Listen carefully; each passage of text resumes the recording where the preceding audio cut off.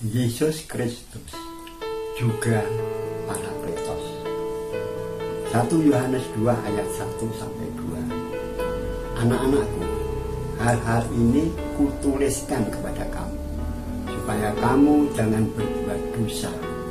Namun jika seorang berbuat dosa, kita mempunyai seorang pengantara pada Bapa, yaitu Yesus Kristus yang adil.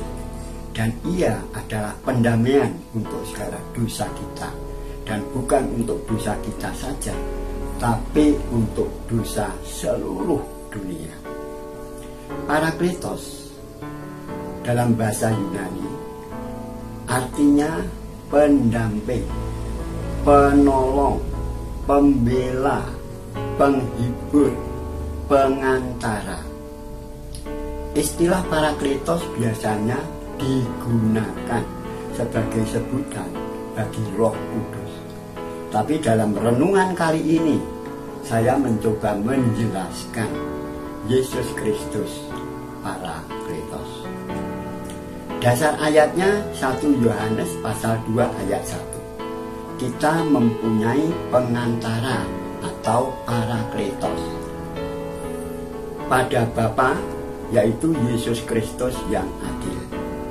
Seorang Parakletos telah didefinisikan juga seorang yang meminjamkan kehadirannya bagi sahabat-sahabatnya.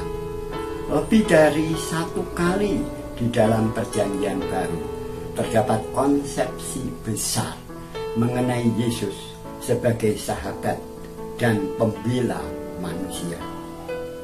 Di dalam sebuah mahkamah militer, perwira yang membela seorang prajurit yang berada di bawah tuduhan disebut sahabat tertuduh.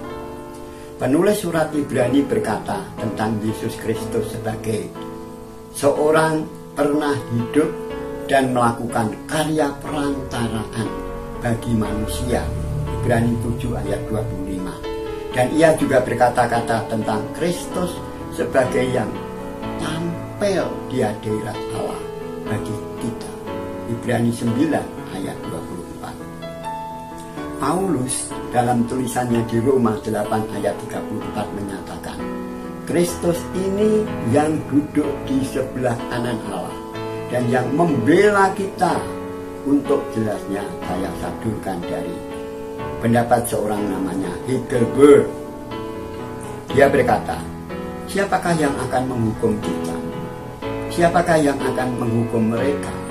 Kristuslah yang telah mati, bahkan lebih lagi yang telah bangkit, juga yang ada di sebelah kanan Allah, yang malah menjadi pembela kita.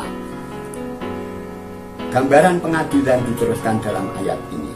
Tidak mungkin orang-orang pilihan Allah dihukum karena Kristus Yesus sendiri ada di pihak kita. Dengan suatu peningkatan yang mulia, Kristus disebut yang telah mati, tetapi lebih daripada hanya berusaha menjadi korban bagi kita, pengorbanannya sudah diterima oleh Bapanya, sehingga ia telah bangkit. Tetapi lebih dari itu, Kristus diberi tempat yang mulia di sebelah kanan Allah.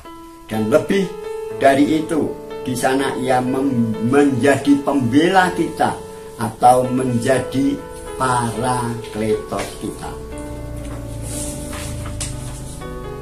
Demikian maka kasih setianya selalu dialirkan kepada kita.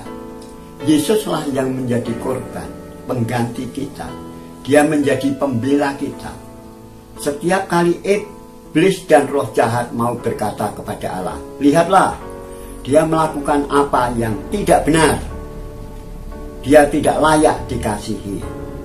Mengenai kita, maka Yesus Kristus membela kita, bukan dengan mengemukakan amal kita, kebaikan kita, tetapi terutama adalah hasil daripada kasih-Nya, karunia-Nya, pengorbanannya di kayu salib, sehingga Allah Bapa puas.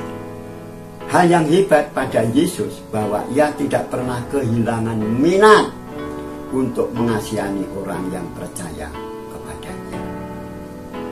kiranya Allah Roh Kudus menyertai dan memberkati saudara-saudara semuanya.